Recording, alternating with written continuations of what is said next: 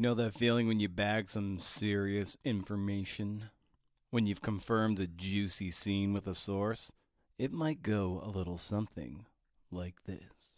I mean, there are times where I'm fist pumping on the phone when I've got the guy like nailing it for me.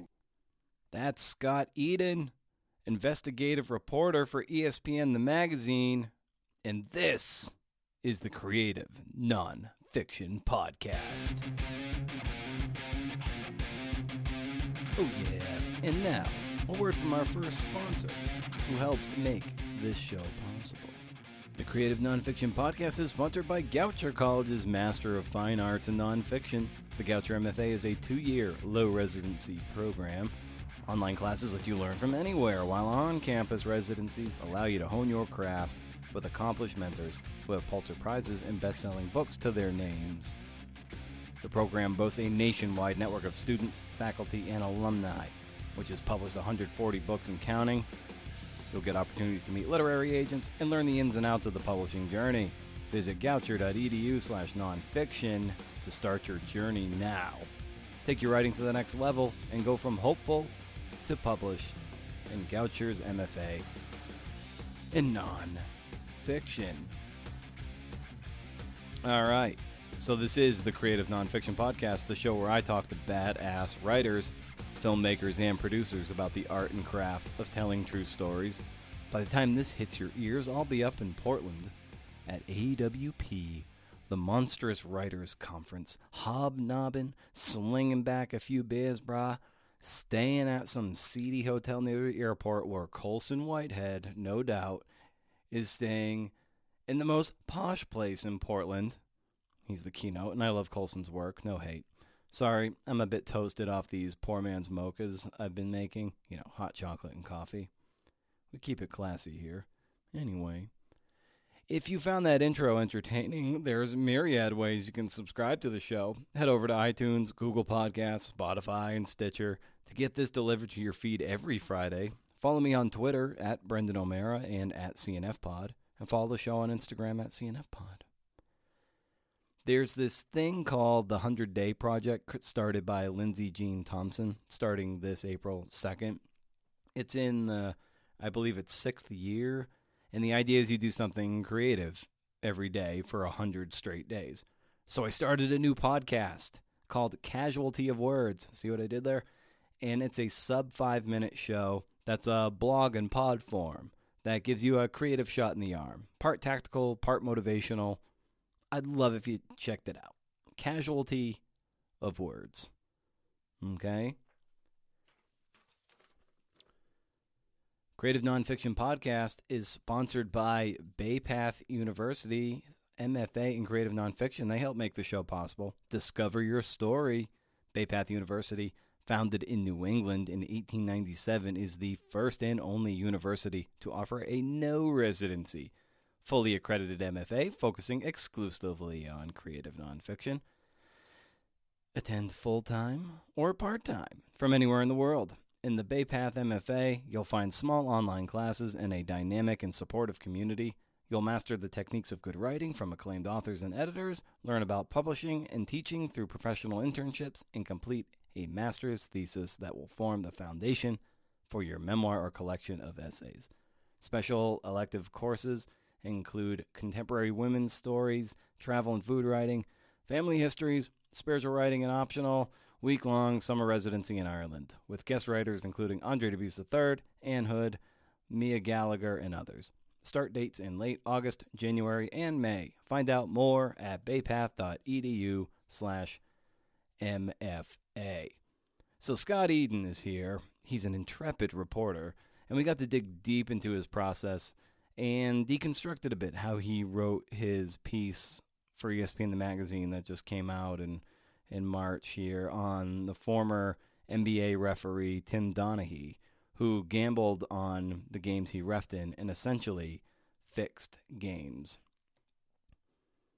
NBA denies that he fixed games, but Scott's piece reveals that it's what went down. All right, here's Scott.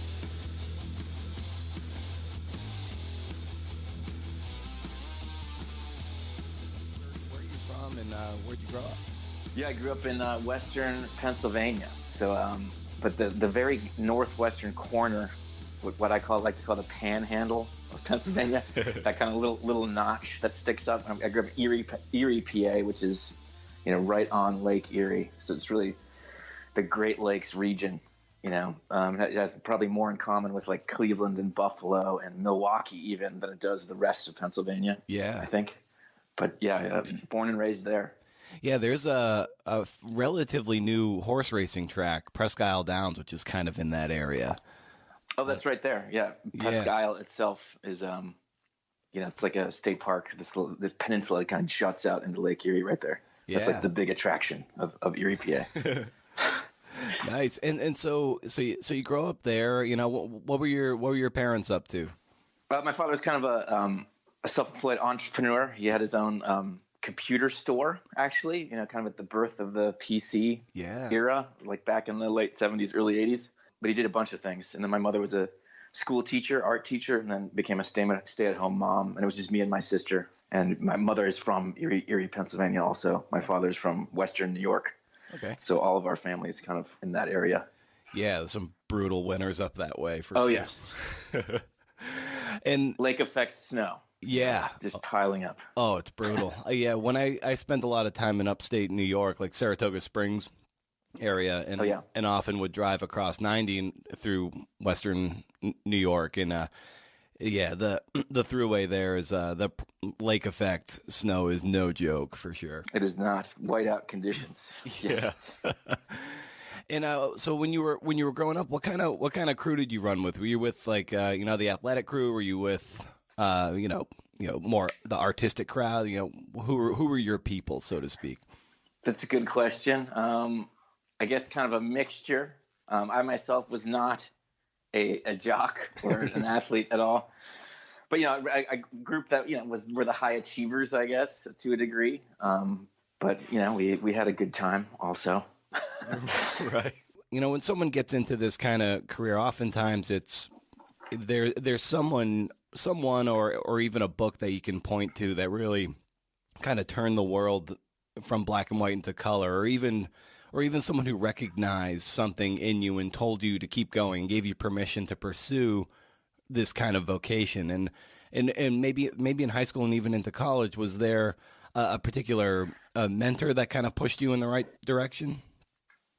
Yeah, I guess it didn't really happen until college. I went to Notre Dame. And I think I even got into Notre Dame just because I had kind of mediocre SAT scores. I think I got in just based on the essay portion of the application. But once I got there, the other was, we had to, if you're in the humanities, liberal arts, you had the required sort of English comp course.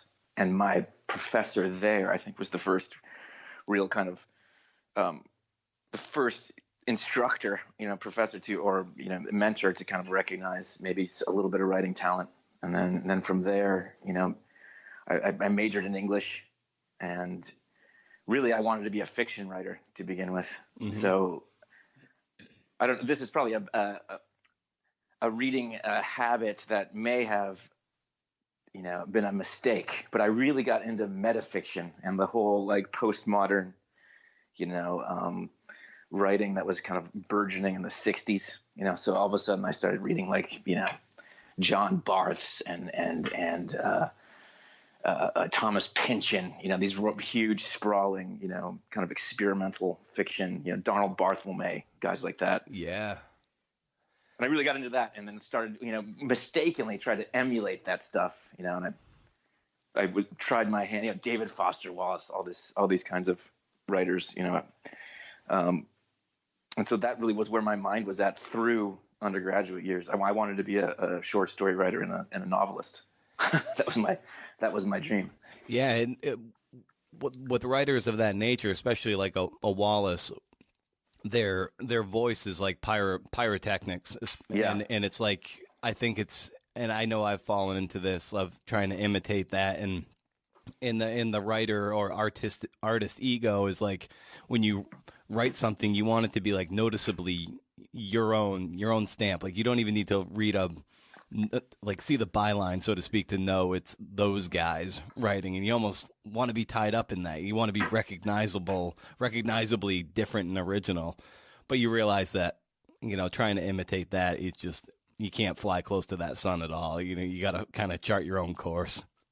Exactly. And then, my taste changed radically since then. Like I can't even get through some of that stuff anymore. Yeah. as a reader, so my taste changed over time, and the idea of writing fiction also, of course, I dropped at some point, realizing just not what I was good at. I feel like a lot of people I talk to on this show, they've wanted to go into the fiction direction, and then for one reason or another, maybe they thought it was too difficult, or they were just like, well, this actually didn't happen. It's not true in the verifiably true sense of the word. And there are just any other reasons. Like, why did you eventually pivot from the fiction track to more maybe journalism and true stories? Yeah, I guess it wasn't such a clean break. It's not like I renounced fiction. Oh, I like one day woke up and said, I'm not good at this. I might as well try journalism. Right. That didn't quite work like that. But my first job out of college was in journalism. I got a job at the Dow Jones News Service. This was, the late 90s. So the internet hadn't yet grown into what it would become. So there actually were like wire news services, like the original the Associated Press back then too. And it was, but it covered the financial markets. It was the same company as the Wall Street Journal.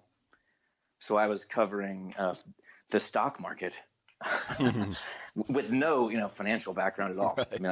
I think I took an economics class once as an undergrad. But it was still journalism, and it was in New York City. And so those were, two great. It was a kind of writing. Right. But I caught the journalism bug, there as a beat reporter though, but still you had time to kind of develop ideas for feature stories and dig around, and learn about this complex topic. And I kind of got really into it. And then simultaneously, that's when I kind of discovered, the John McPhees of the world and the, Tom Wolfe or Gay Talese or, Hunter Thompson. I had read that stuff a little bit in college, but really started to delve into literary nonfiction once I had got a job as a reporter and caught that bug. What was the McPhee book you came across that all of a sudden you were like, oh, wow, this guy's doing something pretty special? I can't remember what story it was. It might have been Oranges, actually. His book about, oranges. Yeah. Yeah, I think it was that, and then I loved it so much. It was so strange. It was a strange book, right? Right. How can you create a page turner out of a subject like that? But he did. And so then I just read through them. I think I've read everything. Yeah. And it started at the beginning, read through to the end of his oeuvre.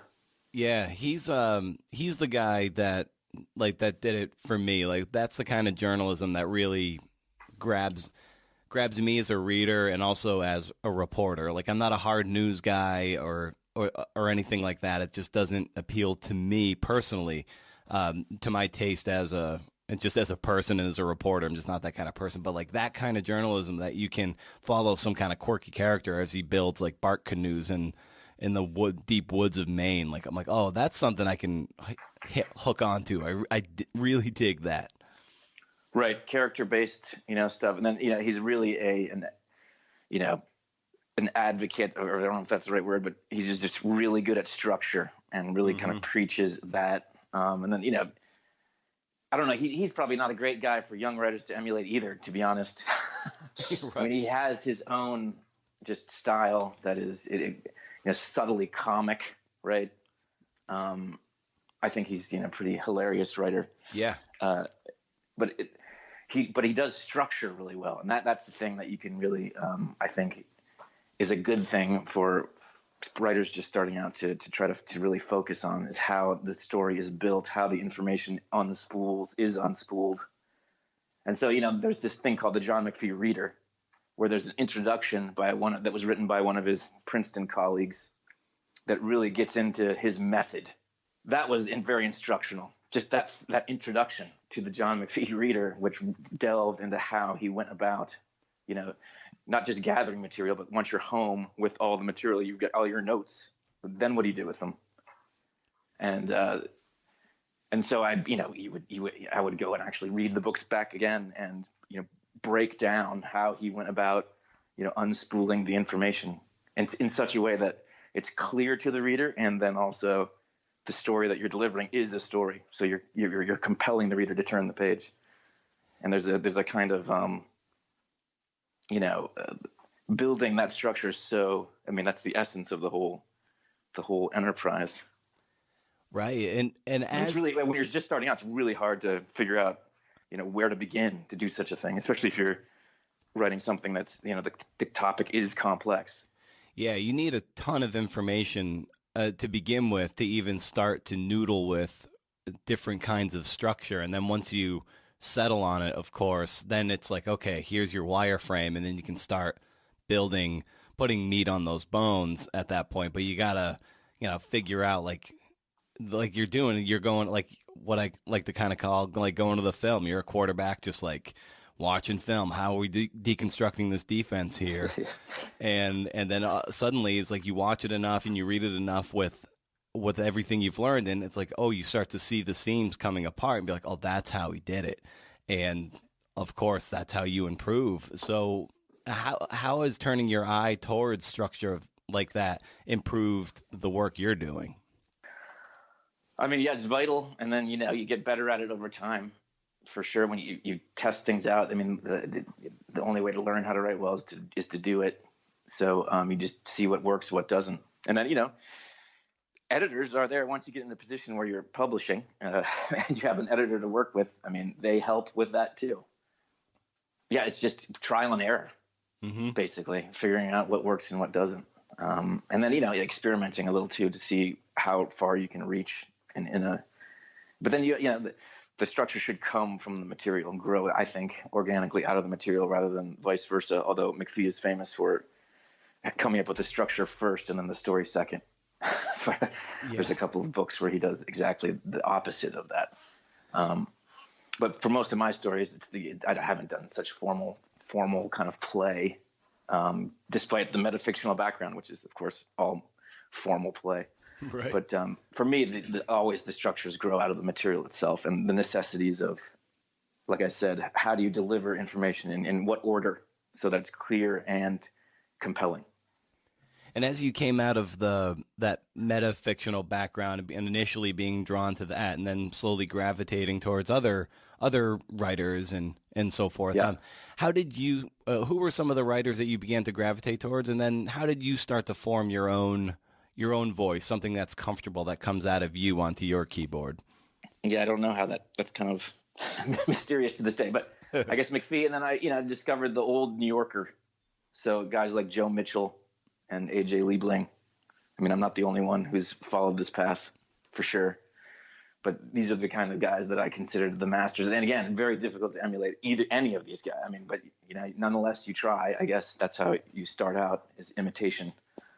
But that whole old New Yorker, when, probably from World War II on, or even just before, I just fell in love with all of those writers from that era, E.B. White and James Thurber and a guy named St. Clair McKelway. Some of these guys are just lost to time. And even Liebling himself, all those books were out of print at one point. But I was kind of entranced with what they were doing and could do. Even John Hersey, he's a fiction writer, but also a phenomenal journalist. I just started reading through that, and that's really also the catching of the journalism bug was a combination of getting that first job and then this kind of reading. And when you got that bug there, as you're covering the the stock exchange in New York, what's the next step for you as you start progressing? Well, then I applied to and got a degree of no vocational value at all called the Master's in Fine Arts. Nice. In creative writing. I've got one of those too. Yeah. So I did that. I decided, I wanted to, but with a non-fictional focus. So I wound up going to Washington University in St. Louis because they waived the tuition. They're kind of known for, you don't have to pay for it. So I knew that it would be at no vocational value. So I didn't want to take out a lot of student loans. Yep. To do it. So they were offered a generous package. So I went there and spent 2 years in St. Louis, working with like a couple of, and I worked with, a couple of actual fiction writers mostly, and was in the workshops with fiction writers. I was like the lone, nonfiction student. All right. Yeah. The token nonfiction writer. But it was good. Yeah. I don't know. I had to get thrown in with people like that. Yeah. It kind of teaches you how to, you're bringing your non-fictional taste to that, and then you start peeling off those fictional things those skills that they have and applying it to your stuff. And it's like, it really makes your nonfiction kind of pop. Right. I mean, it's all the same. It's still storytelling. I mean, they have raw material too. I mean, coming from life as well as, whatever emerges from your own imagination. But I mean, how much of fiction is based on actual, whether it's, Marlon James and A Brief History of Seven Killings, historical fiction, basing it on actual events. So, almost all fiction is autobiographical. So, I mean, it turns out that the act of creating the written thing is maybe not so different. Right. Were you itching to get back into newspapers or magazines after you were done with this program? Yeah, for sure. I wanted to then try my hand at making the long pieces that I had admired in all these guys. And I wrote a pretty long, as like the thesis for the MFA program, a long article. Actually, it was book length. I mean, it was a full-on book about a newspaper that was published in St. Louis in the African-American community called the Evening World. It was a crime newspaper. And it had this just kind of amazing history. It was founded in the 1930s by one guy, and he kind of ran it all the way up until he got, just too old to run it, through into the 90s. And it was like this kind of became famous, in the country because it had this kind of style. And he was covering, the crime that was going, and it was a controversial, newspaper. He's an African-American covering these subjects and crime and scandal in the African-American community of St. Louis, and all the obvious controversies kind of surrounding that whole project of his. But that article, wound up actually getting published in The Believer a few years later. Nice. But then right after St. Louis and the MFA school, I moved to Chicago and started writing for the Chicago Reader, which is the alternative news weekly of Chicago. They've fallen on hard times, those kinds of newspapers, but they were in their heyday kind of a great breeding ground also for learning to write these kinds of stories. So that was the reason I moved to Chicago, was to break in at the Reader, actually. Oh, nice.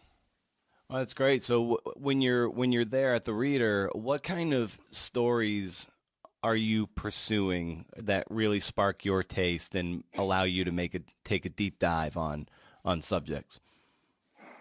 Yeah, I mean, at that point, I was emulating those guys like Joe Mitchell or Liebling, especially their early career stuff, when they're looking for urban characters and just almost like strange people to profile who live in the city.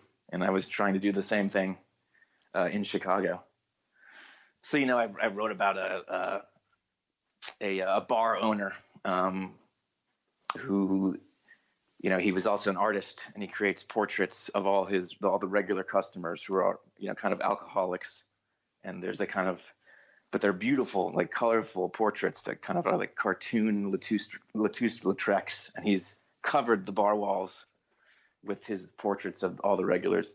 And it's called the Old Town Ale House, and it's right next to Second City, and it used to be a hangout for all the famous comics that went through Second City. So it's kind of this renowned bar, but it's almost like a McSorley's, I guess, kind of story, but also about, you know, the kind of ravages of the drinking life. So that that's the kind of story that I was trying to find and did find. It's great that you can go into a place like that, you know, that it's just an everyday place to find everyday people, and you find these really compelling narratives of these just an every man or every woman that's just like kind of hiding in plain sight. Yeah, I mean, and this bar proprietor, I mean, he led this amazing life. He was like a, you know, kind of a dropout, but also a leftist radical in Berkeley, you know, in the 60s. You know, he hung out in like, you know, San Francisco, you know, with all of these kind of late beat generation people, and but he also was like a scratch golfer, and he became a golf hustler, like all over the country. And then I remember I played golf with him because I wanted to make sure he wasn't bullshitting me, and to see how good he was. And he's a scratch golfer. That's but yeah, so it is amazing once you just walk in the door and start talking to people that you can find guys like that. Was that something you were always comfortable with doing, the kind of, lack of a better term, the kind of cold calling sometimes you need to do to start pursuing a story, or is that a muscle you developed over time? Definitely the latter. I mean, I hated it at first, just terrified of calling people.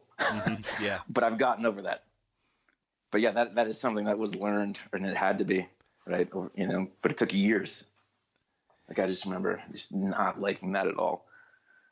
Yeah, was it something that you got better at it just through repetition? Because that's kind of the nature of the beast. I think so, definitely. Yeah. It's like a weird shyness almost, or I don't know what you call it. Kind of a lack of confidence. Well, I think it's also you almost feel like you're prying too much. Like you want to. You almost want to give people some distance and privacy, but at the same time, you kind of need to pry when you have to. So it is a funky balance, and it's pretty uncomfortable. It is. That's no way around it. It's just uncomfortable. Yeah, and then also you're right, asking the probing questions, the difficult questions, and forcing people and yourself to kind of face up to whatever the problem is that you're trying to put down on the page, because you can't have a compelling story unless you're getting at that stuff. When you were at the Reader, were you doing the kind of stories that you really wanted to do, or did you kind of freelance a little on the side to write some things that were more satisfying for you? I mean, no. I mean, that the Reader was the freelancing.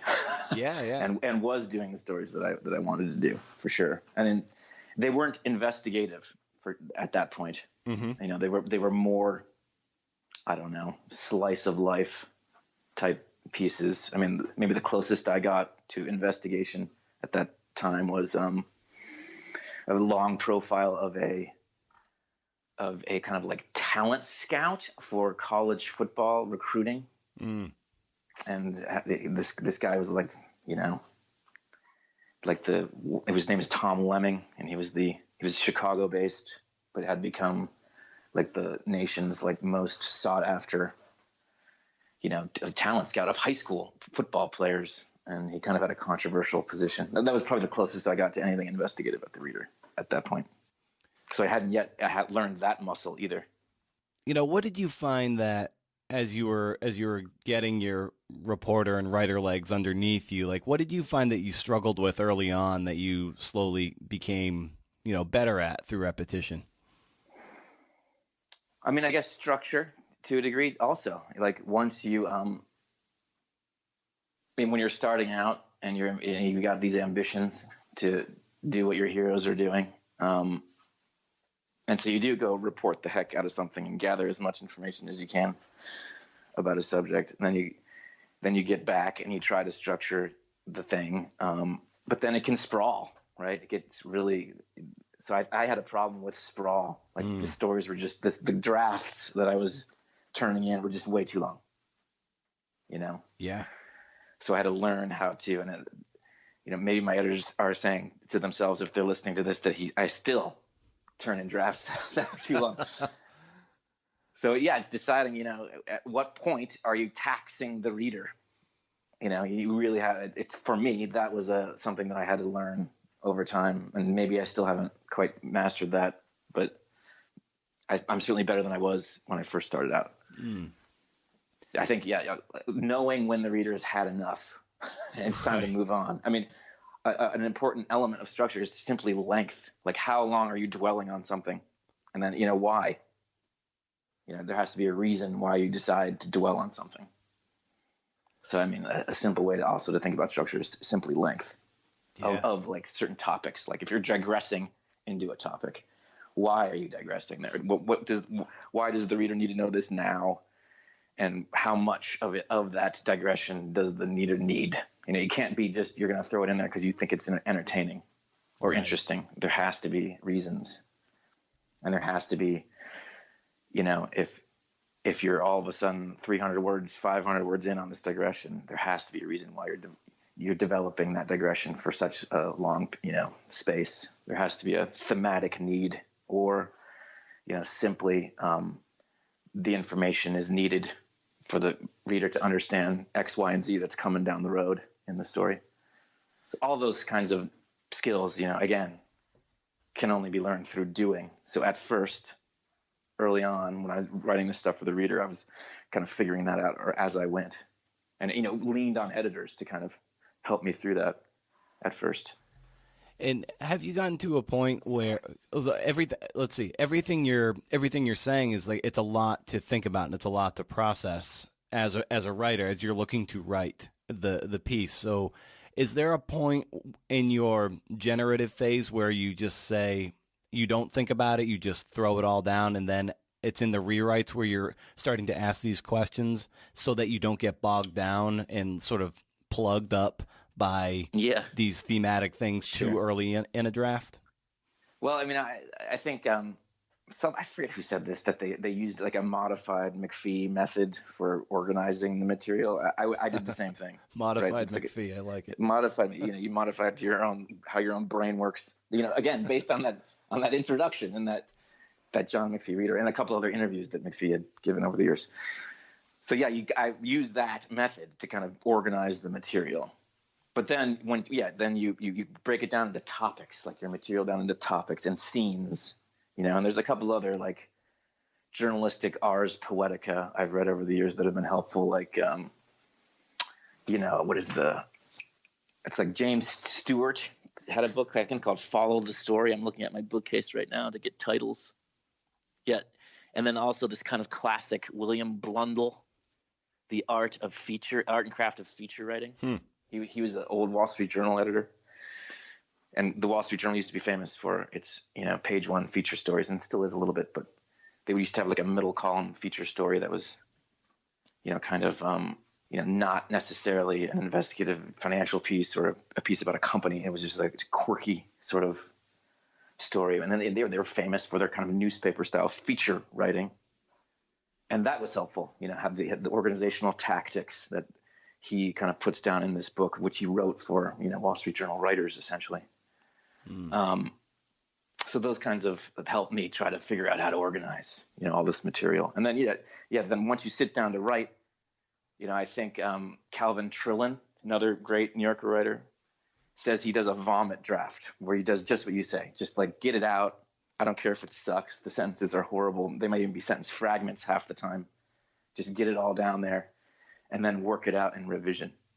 So, I mean, that's another tactic that I think is pretty useful. Once you've got all the material sitting there and broken down into whatever sections and topics that you want to hit, and you've got your lead idea, say, but the best method then is to vomit draft that thing for me, and just to get it down.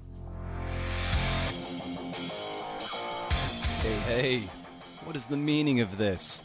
Well, I want to say that this episode is also brought to you by my monthly newsletter. Oh yeah, that's right. On the first of the month, you can get a tasty bit of goodness sent right to your inbox. My reading recommendations for the month and what you might have missed from the world of the podcast. Visit BrendanO'Mara.com. Once a month, no spam, can't beat it. Now back to the show. Yeah, it could be your lead is actually like 1,000 words into your draft. You're like, oh, that's really where this thing should start. But yeah, for sure, that has happened. Although I think I do tend to think about the story and its structure a lot before actually writing word one. So my leads tend to stay the leads. Mm-hmm. Because I really do think a lot about it beforehand, before we're starting. But again, the structure of the lead itself might change, in revision. Because every lead has to have its own little mini structure in every section, Yeah. So keep narrowing it down. And when I was talking to Bronwyn Dickey a few episodes ago, she's been on the show a few times, and sometimes we just have her on, we just bullshit. And she was saying, like, she loves hearing. I guess she read an interview or attended a talk of, I think it was Lawrence Wright, who kind of like opened up his backpack for the tools he uses when he goes on a reporting trip or something. He's just like pulling out all the stuff that he uses to gather information. She loved that, and she's like, I love hearing how reporters, like, what's in their bag as they go out on a trip. So it's something I've actually been experimenting with in asking guests of the show, what they have on them as their things to gather all the information they need. So I might extend that to you, Scott. Like, what do you keep on you all the time so you can gather the information you need to write these big pieces? I'm curious at what Lawrence Wright has in his backpack. I'm gonna have to go listen to that now. Yeah, and this gets into the whole other aspect, which is the reporting phase, right? Once you journey off into the world to gather the stuff. But I guess I have a notepad, a bunch of them, a tape recorder, a digital tape recorder, pretty basic stuff. There's a certain kind of pen I like, and a certain kind of notebook that I like that I have to use. What kind of notebook? It is a Rhodia notepad, and it is a kind of square. What are the dimensions? It has to be like, it fits right in your palm of your hand. That's kind of why I like it. Oh, nice. And it's not as long as a typical, those really long reporter's notebooks. Yeah. I don't like those because they don't rest in your hand quite right. Yeah. But yeah, and a certain kind of pen, a ballpoint pen that writes fast and doesn't leak if it gets wet. I'm being really literal here. No, I love this. With the reporting stuff. No, this is great. Yeah, like the actual concrete tools that you use, it's great, because then someone else might be like, I never even thought about having a notebook that actually kind of is more square-shaped and fits in the palm of my hand. Like, that could be a game changer for someone out there. You never know. That long one, I mean, when you get to the bottom, then it's you don't have any support for it. So, yeah, come on. Can't use that long one. And I like the graph paper in the Rhodia for some reason. Okay. Sometimes if you need to sketch something, I don't know. Yeah. But then, with the advent of smartphones, I mean, that thing has become a super reporting tool, because I take way more pictures than I used to, because it's so easy to take photos. So, like, if I'm on a reporting journey somewhere and I know I want to describe physically this place that I'm at, I wind up taking a lot of photos of that place. And of the people I'm talking to remember what they're wearing and stuff, that sort of thing, warning them, hey, this is not for publication. Just, can I snap a picture of you? Or,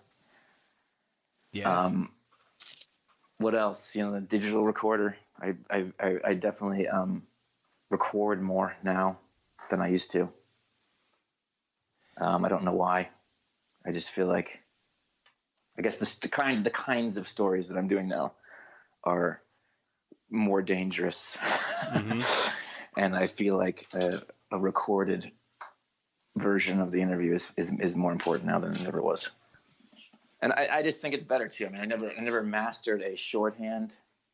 Yeah. I have kind of my own personal shorthand that I guess I've developed over the years, but and it's good enough in certain situations to carry me through. And of course, if it's a phone interview and I'm typing, that's really, I can almost get it word for word, but Yep. But I feel like it's still important to, in certain interviews, especially if it's like the primary main character of the interview.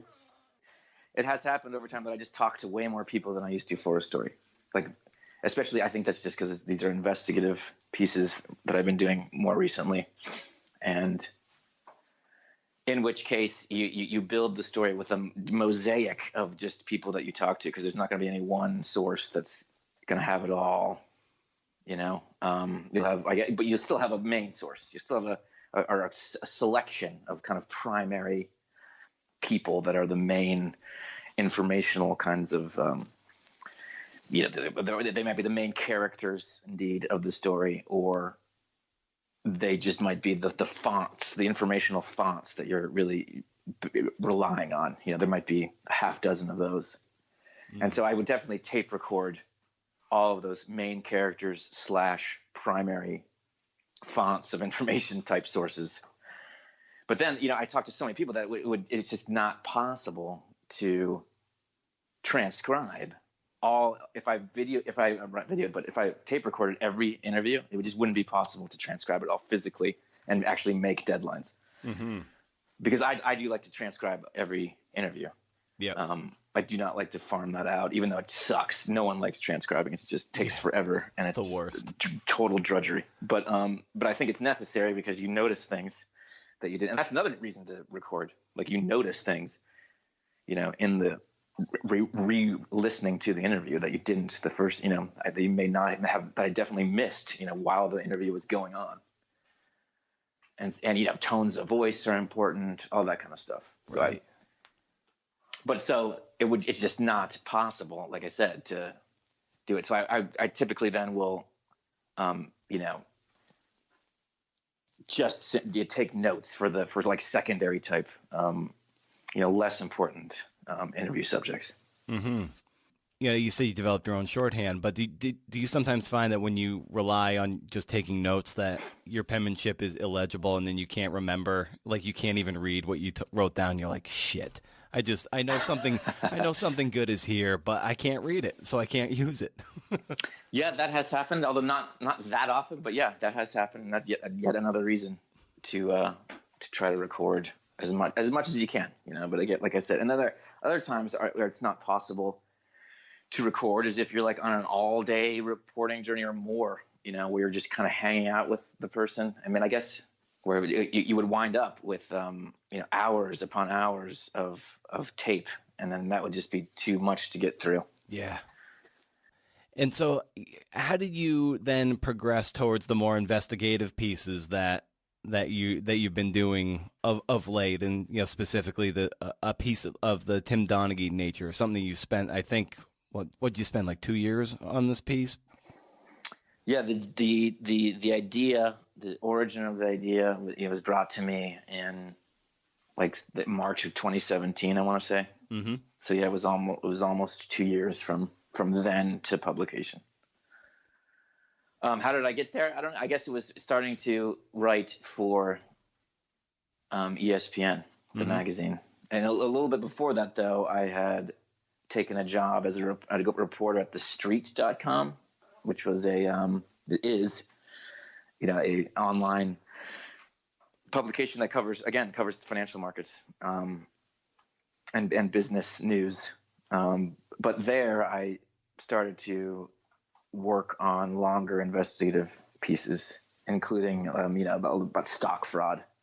So that might have been really the first, when I kind of got a taste for the more exposing wrongdoing type stories, and then marrying that with narrative. And then at ESPN, lo and behold, stories started to come my way about the dark side of sports, and then there you go. You're all of a sudden doing investigative pieces for a magazine that will publish at length. So that's and the first big one would have been the story about Yasiel Puig, the Cuban baseball player who was smuggled out of Cuba, and a story about the whole underground human smuggling pipeline that brought players out of Cuba and into the major leagues. That was probably the first big investigative piece that I did for ESPN. Yeah, I remember that piece. That was incredible. It's when you're dealing with murky underworlds of this nature, how do you stay buoyant and not get pulled down into that and dragged into the mud? I don't know if that's ever a danger. You mean like? I guess just maybe you're in your headspace because you're spending a lot of time with these sort of seedy underbelly worlds that it could be easy to just be like, I don't know, just I could see my brain, I could see myself getting pulled into like dark places because of it. So I wonder if that's maybe something you experience, or if you do, how you process it. Yeah, I mean, there can be a fatigue if all of a sudden you find yourself hanging around unsavory worlds and having to constantly think about it and deal with it. There can be a kind of fatigue, I think. And yeah, at the ends of stories, sometimes I just, I don't want to have to deal with that subject for a long time. I feel like I'm thinking at the end of the process of some of these stories. But I don't know, sometimes, the stories are so compelling that you remain interested in getting it right and telling it compellingly, so that keeps you going. I mean, and there's a process of discovery too that's always fun. I think the reporting process is, generally speaking, a good experience, right? Because I'm out there satisfying my own curiosity about this stuff and trying to piece together what happened or verifying stuff that people have told me. And that puzzle, that game is interesting, right? Like, you hear a story, someone tells you, but then you got to go verify it. And so how do you do that? What kind of people, what kind of documents, what kind of other people might know this same thing that can corroborate, and it becomes a kind of investigative puzzle to solve. I imagine that feels really good too. Like, say you've got something that's really juicy, and then you go to corroborate it, and then you get multiple people saying, "Oh yes, this happened. It did happen. It did happen." You're like, "Oh yes, that's got to be the juice, right?" I mean, there are times where I'm fist pumping on the phone when I've got the guy like nailing it for me, the crucial bit that needs corroboration, like leaping to my feet on the phone in various ridiculous poses. But yeah, no, that's the best. And when I was talking with Evan Ratliff a couple weeks ago about his book, The Mastermind, which was this titanic piece of reporting, multi-years, tons of sources, anonymous, some, you name it. It's kind of like, it's a mosaic of stuff. It's very similar to the work you're doing. And we were talking about just attribution agreements and working your way through that, people who want to be who are resistant to being on the record, but he's trying to get them on the record because it means more to have a name attached to something. So what's your experience as an investigative reporter, trying to navigate those waters of trying to get the name, but maybe we can say you're an unidentified source, but it means more with your name attached to it. How do you process that? Sure. So I guess the first, you go in just like, look, this is all, let this be all on background at first, I just want to hear what you've got to say. Right. Like, let's say I'm approaching a source who may know something that's really important or can corroborate something that's really important, but who I suspect might not want their name attached to it, not want to be quoted by name, but at first I'll just say, look, I just want the information. I just want to know what you know. So let's just keep it all on background. And then, do you just have a notebook out at this point? Like, you're not even bothering recording, or do you record these sometimes? That depends. That depends. Sometimes I'll be recording. Okay. Sometimes not. It depends if it's face to face or not, or over the phone. But at first, you just want I just want the information. Let's just have a discussion here. I let the person know what I'm working on and what I'm trying to find. And then another technique too, though, I found useful, even though this can add to the amount of material that you'll need to go through, and it depends too on the kind of source you're talking to. But like, let's say the Donaghy story, which really was a big mosaic of different people who intersected with the Donaghy scandal in one way or another. Yeah, it could be a referee who was a co-worker of Donaghy's, or it could be a underground gambler who was a bookie in the Caribbean who took bets on Donaghy. I'm coming at these people with a specific question in mind. I want to talk about something really specific with them. But on the other hand, I don't know what they know yet. They may know a bunch of other stuff that's really important to the story. So you don't want to just blaze in there asking them only what the question that you want answered. Mm-hmm. And it's important too that their own story intersects with the Donaghy story, right? So at first, a good way to approach is I think I've found over time that this is useful, is like just tell the person to tell me their story, like from start to finish. I want to hear, how your life intersected with this subject that I'm working on, and start wherever you think the beginning is, and just narrate your story for me as it pertains to what we're, for instance, Tim Donaghy. Mm-hmm.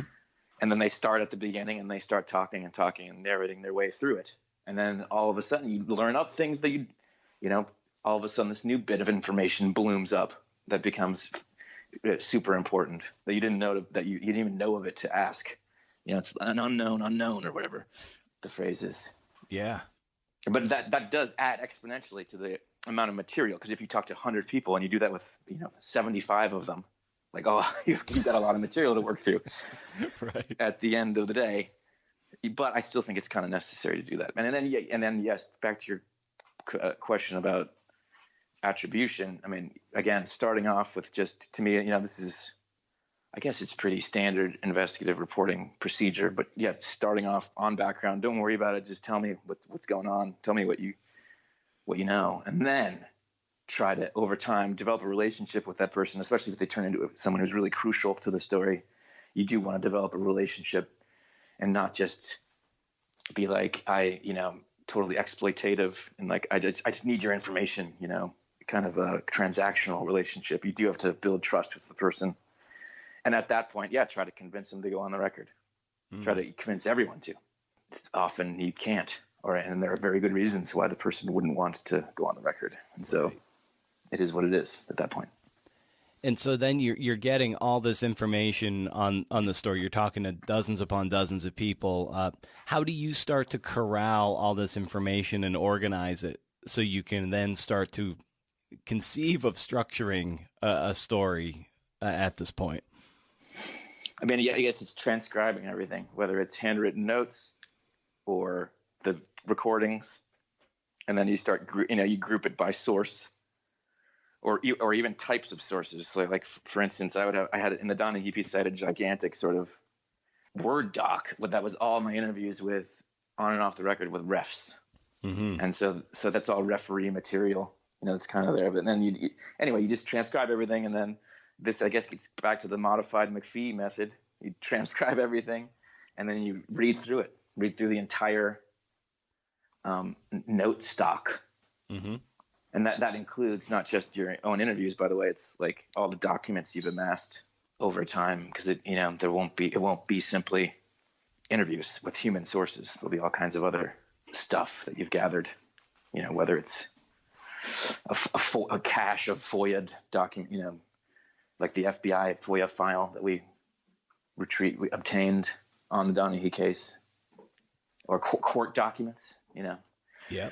Thousands of court documents on that one. And same with the Yasiel Puig story. There was a huge amount of just going into Pacer, the online platform for accessing federal court documents. So you read through all of that, and then you start, in your brain, I guess, starts percolating possible ways to begin, and then the information that is really necessary to the reader, and then that you'll have to, there's expository segments of a story where you have to explain stuff, explanatory passages, and then there's scenes that you want to have because you're building a narrative at the same time.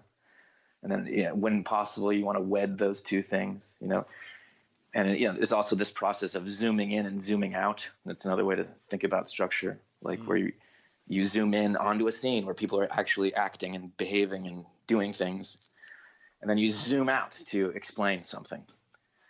It is I guess it's the in scene versus expository passages or sections of a story. Whole sections will be just pure explanation, and other sections will be the drama. The actual plot that you've got, where people are engaged in actions.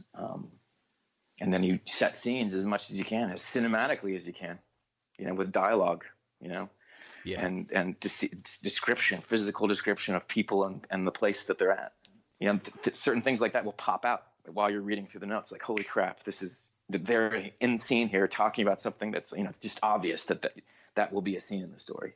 Because it's like a crisis point or a friction point, as they call it, where that they're working through a problem that is crucial to the narrative, so that's going to be a scene. But in order to have that scene make sense to the reader, the reader will need to know this batch of information so that this scene pops and is meaningful. They'll need to know about a bit of this character's biography in order for this scene to make sense or to be meaningful in the way that you want it to be meaningful. So that information needs to come before that scene. And so all those things become almost like a math problem that you've got to work out and maybe this is, happening as you're reading through the material. And, I will literally take notes on a yellow legal pad, that are kind of like structure and thematic notes that will help me guide me to, when I go back again to the material, to kind of, cut and paste from the actual transcripts and put them into baskets. Here's all the material pertaining to this scene. I got there's 3 people involved. I've interviewed 2 of them.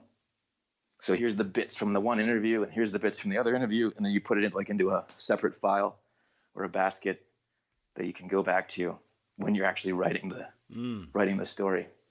So it's that takes a long time too. Yeah, jeez. And so how did this story find its way to your desk? It was 2017 when the idea came to me by a couple of editors at ESPN, because it was the 10th year anniversary. That's it. It was as simple as that. It's the 10th year anniversary of this big scandal. We don't think that the full story has been told. Go to see if there's anything there. You start reporting it, and if there is nothing there, there's a moment where you can kill it. Say, nope, I don't think there's a story here. Or I don't think it's worth my time. So I think there's a built-in sort of kill kind of like a shot clock trigger. Yeah. Something like that. Yeah. Where you okay, I'm not going to go forward with it because I don't think it's there. Yeah. So with something like this, yes, I gave myself a few months if I didn't think it was right or people weren't talking to me. People will always talk, so I'm kind of never worried about that. But maybe just for whatever reason, it's just not compelling enough. After a few months of looking into it, I felt no, there's something there. And then you keep going. And then you have also, this is typical investigative procedure for stories like this. You have a holy grail thing that you think is out there for your getting. This is the big get for this story. And then, but what if that doesn't pan out? What if that turns out not to be true? Then there's you gotta have a plan B for maybe a shorter, smaller piece, that's slightly less compelling. If there's information that points toward the big get, the holy grail, you go after it. But for some reasons that sometimes, it might not be because the thing is, it's not true.